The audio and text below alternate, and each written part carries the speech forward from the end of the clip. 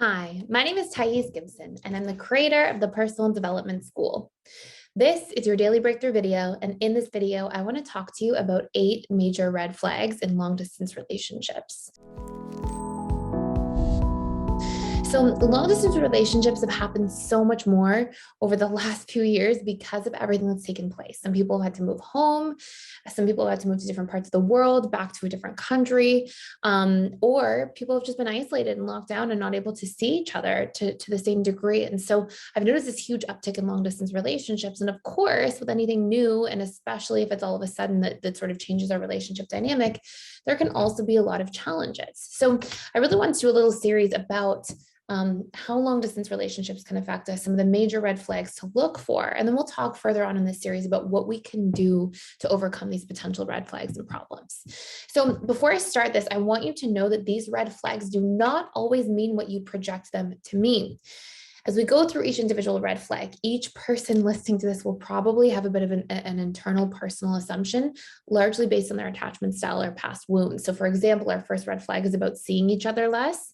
Where there's been a drop off in the amount of time seeing each other, even if it's like seeing each other, being on a phone, Skype date, Zoom date, whatever it might be. But what I really want to highlight here is seeing each other less.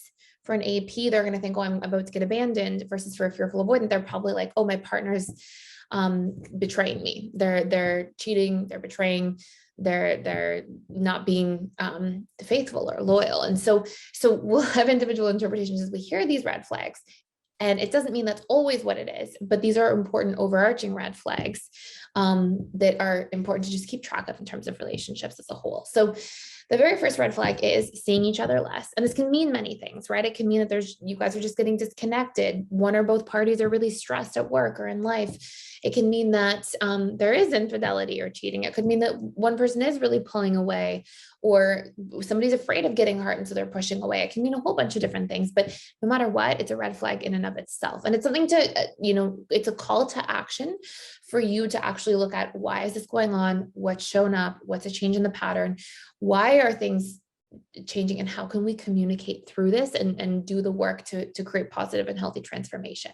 So that's red flag number 1. Number 2 is if this is also followed up by not actively making plans. Sometimes people have great rationales for why they're not making plans. Sometimes somebody's like, well, I'm really busy, or I've seen especially more avoidant leaning attachment style individuals be like, can really push off making plans for a long time. And there can be good reasons. But at the end of the day, this is sort of like one of those actions speak louder than words thing. And I always tell people in a relationship, like, people can say all the things they want, and that can feel nice. And it can meet our love languages for words of affirmation. It can make somebody feel regulated or soothed. But at the end of the day, somebody's showing up or they're not. And the same thing applies to long distance relationships. Like, it's one thing if there's like sort of a sparing period where somebody's not talking as much or making plans as much, and it's for a couple weeks, or there's just a bump in the road that's taking place. But if this is an extended thing, like if this is going on for like a month, 6 weeks, 2 months, and somebody's not making the initiative to like actually solidify a plan, even if it's just because they're avoidantly attached, and that's not even to do with how they feel about the relationship, it still doesn't make it like a very helpful thing for a long distance relationship, right? Like, somebody can be just not wanting to have somebody come stay at their house for their week because they're very private, or things like that. But at the end of the day, maybe that person's not really right for a long distance relationship then, because that effort has to be made to keep the bond alive, and it has to be given some extra care and support if you want the relationship to really thrive.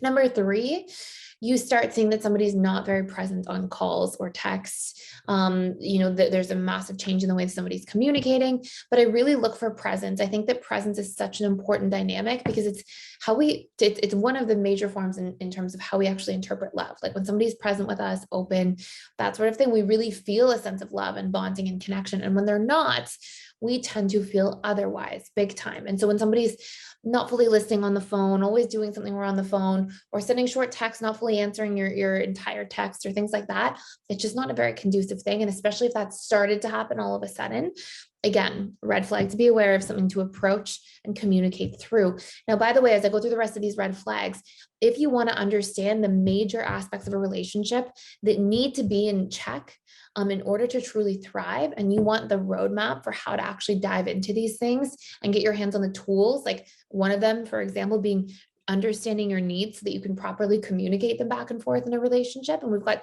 6 other major tools.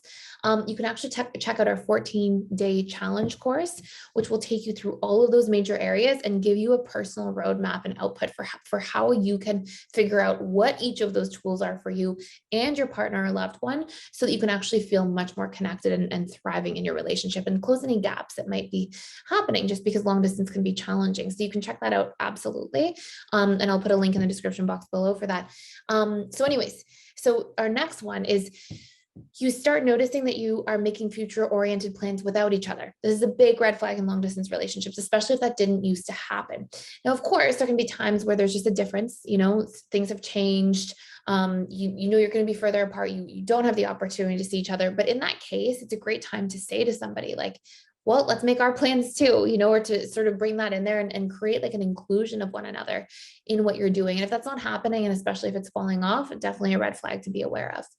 Our next one, number 5 here, is love languages aren't met or needs are not being expressed. So we all have different love languages. It's Dr. Gary Chapman's work, and we have words of affirmation, we have quality time, we have physical touch, we have acts of service and gifts. And acts of service is like doing things for each other, cooking someone breakfast, bringing them a coffee, taking them to the airport, these sorts of things. All the other ones are fairly self-explanatory. But when we aren't communicating in the way that the other person receives love, there will feel like there's an emotional and romantic disconnect. And when we're not communicating our needs in a relationship, when we don't know what they are, there becomes a romantic and emotional disconnect as well, which then leads right into a physical and sexual disconnect and intimacy disconnect. And so all of these things really want to be aligned and go together. Number 6, you don't open up to each other. This is so important. And this goes hand in hand with number 7. And I'm really going to put these together here, which is that you're not up to date on each other's day-to-day lives. And wherever there's physical distance, we need to close that gap, at least emotionally. And what that means is we want to be able to share with somebody what we're going through, what's happening throughout our day, almost overshare a little bit, just so that person feels like they're kind of included in our life. And so even though there's physical distance, they know what our relationship to our coworkers is like. They know what we laughed about today. They know what really stood out in our day, and vice versa. And that helps really build that deeper emotional connection that can sustain if there is some kind of physical disconnect. And so this is really important. And then number 8 is that if we are not actively working through differences, through conflicts, through problems, we're not finding resolution, then what happens instead is our resentment tank in our subconscious mind basically builds up. It fills up over time. We store conflict with people, and it comes out in different ways later on. But if we can talk it through, work it out, and find healthy compromises and strategies to actually move through it, then we don't start building up resentment secretly in the background of our subconscious mind. And this makes for a thriving, healthy relationship instead of one that feels heavy, conflicting, frustrating, and where more conflict is likely to happen. They can start tearing the bond apart, which is definitely not what we want. So I hope this makes sense. 8 red flags to be aware of, really important topics for sure. And we'll continue with just some other tools and strategies that you can really dive into to help make this relationship thrive.